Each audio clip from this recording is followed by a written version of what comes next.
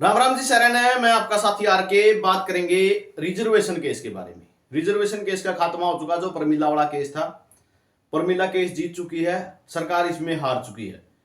तो सीईटी 2025 का क्या होगा? जो 25,000 भर्तियां एचएसएससी ने कर दी, उनका क्या होगा?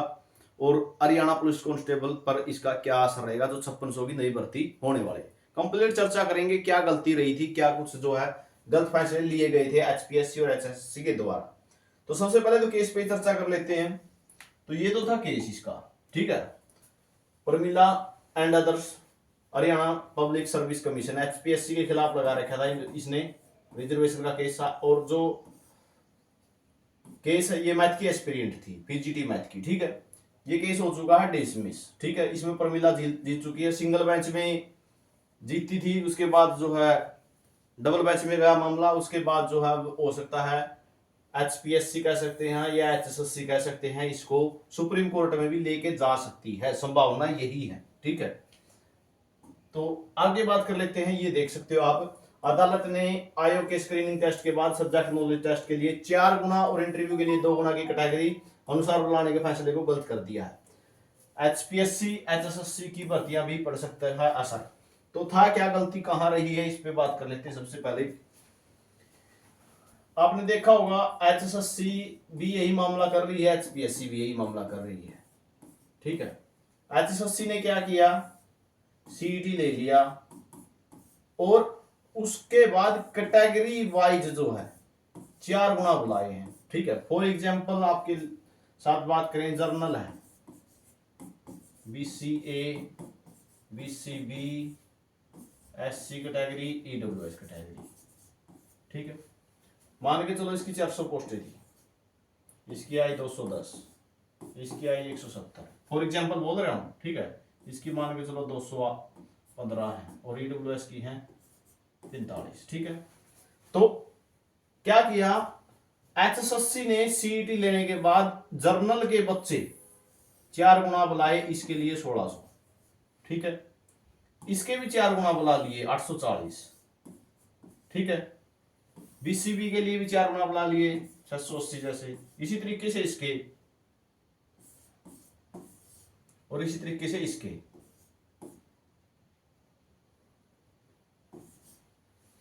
बुलाए एचएसएससी ने इस तरीके से हैं, ठीक है। जो कि हाई कोर्ट का क्या कहना है, ये गलत है, क्योंकि जर्नल कोई कैटेगरी नहीं है।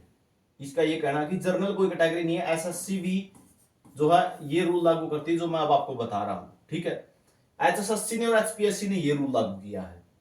तो उनका कहना है कि जर्नल की जो ये 1600 बच्चे बुलाने हैं इन 400 पोस्टों के लिए, पहले 1600 सभी कैटेगरी के जो टॉपर हैं, ठीक है, 1600 कैटेगरी, 1600 कैंडिडेट वो आएंगे जो सारी कैटेगरियों के टॉपर हैं, ठीक है। उसके बाद इनके 4 गुना आएंगे, इसके नहीं, सिर्फ इनके 4 गुना फिर आएंगे। पहले 1600 टॉपर उठाओ सारे, ठीक है। जर्नल के लिए सारे 1600 टॉपर उठाने हैं, अगर जर्नल की 400 सीटें हैं तो उसके बाद इनके 4 गुना बुलाने हैं, अगर 4 गुना का सिस्टम आपको करना है तो, या 10 गुना का, जैसे सीईटी में भी 10 गुना के लिए कर रखा है। तो ये मामला है। इस कारण एसएससी भी यही करती है, लेकिन एचएसएससी और एचपीएससी ने तो अपना अलग सी रूल लागू किया ना। तो इस कारण से जो बीसीए कह सकते हैं, बीसीबी, एससी, ईडब्ल्यूएस कैटेगरी के जो नीचे वाले कैंडिडेट हैं, और की बारी आनी थी, उनकी बारी नहीं आई। तो 25,000 भर्तियों में भी यही मामला हुआ है, ठीक है। 25,000 भर्तियों में भी यही मामला हुआ, आप सभी को पता है। चाहे कलर की बात हो, ग्राम सचिव की बात हो, सभी पोस्टों के लिए क्या किया है, 4 गुना बुलाए हैं। जर्नल के 4 गुना कितनी पोस्टें थी, ईडब्ल्यूएस का भी 4 गुना कितनी पोस्टें थी। आपने देखा होगा हरियाणा पुलिस में ईडब्ल्यूएस की कट ऑफ तो 4 गुना में ईडब्ल्यूएस की तो ज्यादा जाने लग रही थी, जर्नल की कम थी। जर्नल की तो 46 पे थी, इसकी शायद 49 पे थी, ठीक है। तो होना क्या चाहिए था, जर्नल की जितनी सीटें हैं उसका तो 4 गुना, तो बुलाने थे टॉपर, लेकिन उस ईडब्ल्यूएस या एससी, बीसीए, बीसीबी, उनकी कैटेगरी के जो बाद में जितनी पोस्टें हैं उनके 4 गुना और फिलअप करने थे। तो होना ये चाहिए था। तो अब जो 25,000 भर्ती है, इनका क्या होगा, इस पे चर्चा करें। अभी इस पे कुछ भी कहना, ठीक है, ठीक नहीं है, क्योंकि सस्पेंस में मामला रहेगा अभी तो, ठीक है। अगर रिजर्वेशन मामले को देखा जाए तो खतरे की घंटी इस पे लटक सकती है भाई, ठीक है। रिजर्वेशन मामले को देखते हुए इसको लटक सकती है। पेंडिंग एग्जाम है, ठीक है, जो भी पेंडिंग एग्जाम्स हैं उन सभी पेंडिंग एग्जाम्स में आप सभी को बता, जो अब रिजर्वेशन का जो कि नया मामला हुआ, या जो नया मामला कोर्ट केस ने की वजह से हो गया है, ये अप्लाई कराना पड़ेगा, ठीक है। और ये अप्लाई होगा तो पिछली भर्तियों में भी करना पड़ सकता है, ठीक है। तो इस पे वही बात है, तलवार लटक गई है इस पे भी, कुछ भी नहीं कह सकते, कुछ भी हो सकता है होने को। आपने देखा होगा पीटीआई 10-10 साल में बैठ गए थे, ठीक है। और अभी ये जो टीचर वाला केस चल रहा है एक, उसमें भी यही मामला चल रहा है, ठीक है। छत्तीसगढ़ का है शायद वो, तो ये मामला भी सेम है, ठीक है। उसमें भी रिजर्वेशन के कारण जो है 25,000 घटाने की तैयारी कर दी है। तो होने को कुछ भी हो सकता है। अब आप ये मत सोचना कि मैं नेगेटिव बोल रहे हैं पॉजिटिव बोल रहा हूं, कुछ भी हो सकता है, कुछ नहीं कह सकते। अभी पेंडिंग एग्जाम्स जितने भी हैं उनमें ये रिजर्वेशन अब लागू करना ही करना पड़ेगा, ठीक है। 4 गुना सीधे जर्नल के टॉपर आएंगे सारी कैटेगरियों के, उसके बाद जो कैटेगरी बचेगी वो देने पड़ेंगे अगर इनको ये करना है तो। उसका 5600 पुलिस कांस्टेबल के लिए प्रोसेस दोबारा से शुरू होगी, ठीक है। लगभग 100% दोबारा से शुरू हो सकती है, फॉर्म भरने का मौका मिलेगा औरों को। साथ में बात करें जो सीईटी 2025 है, ठीक है। सीईटी 2025 के बारे में, एग्जाम कब होगा इसकी चर्चा करें, ठीक है। एग्जाम कब होगा, फॉर्म कब आएंगे, तो इसका वो अपनी हरियाणवी कहावत है, बुआ करे थी जाऊं जाऊं इतने में फूफा लेना है क्या, तो वही काम इसमें हो गया है, ठीक है। कुछ तो करवाने वाले बहुत हिम्मती थे, बहुत लगन थी, इतनी ज्यादा लगन कर रखी थी, क्या कहना, ठीक है। अब रिजर्वेशन वाला केस हो गया, रिजर्वेशन वाला केस की वजह से जो नोटिफिकेशन आया है, ठीक है, जो भी नोटिफिकेशन इनकी जारी करे है उस नोटिफिकेशन में भी बदलाव करना पड़ेगा, ठीक है। क्योंकि रिजर्वेशन का ये रूल लागू करना पड़ेगा अब इनको। तो 4 गुना 10 गुना का सिस्टम कर रखा है। जर्नल के सारे टॉपर, जर्नल वाले में सारे टॉपर, और उसके बाद कैटेगरी वाइज 10-10 गुना बुलाने पड़ेंगे, वो इनकी इसमें अमेंडमेंट करना पड़ेगा, चेंजेस करनी पड़ेंगी। तो ये जानकारी आपके लिए रहेगी, ठीक है। 25,000 के लिए अभी यही कहूंगा, ठीक है, कुछ भी हो सकता है, ठीक है।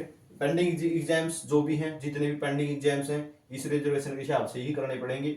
5600 हरियाणा पुलिस कांस्टेबल के लिए भी वही बात है, बदलाव करने ही करने पड़ेंगे। प्रोसेस दोबारा से लगभग शुरू होगी इसकी सारी, क्योंकि अभी तो कुछ शुरू भी बात भी नहीं हुई थी, लेकिन जो फार्म भराने की प्रक्रिया थी उसमें भी मौका मिल सकता है रिजर्वेशन का। इसके कारण शायद सीईटी के फार्म कह सकते हो, या जो पेंडिंग एग्जाम्स हैं इसीलिए स्टार्ट नहीं किए जा रहे थे, क्योंकि रिजर्वेशन वाले केस में एचएसएससी एचपीएससी को भी अच्छे से पता था कि इस केस में दम है। सिंगल मैच में प्रमिला जीत चुकी है, डबल मैच में जो है अब वो जीत गई। सिंगल मैच में, डबल मैच में भी केस जो है अच्छा खासा जो है वजूद नहीं रख रहा था, इसी कारण से शायद एचएसएससी अपना काम प्रोसेस में नहीं लेके आ रही थी।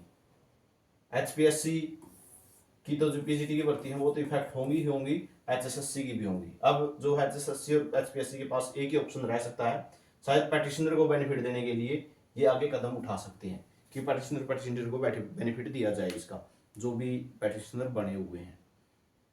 तो ये बाकी इस पे फिर और भी केस अलग अलग हो जाएंगे। तो अभी तो जो बहुत कुछ होना है, ठीक है।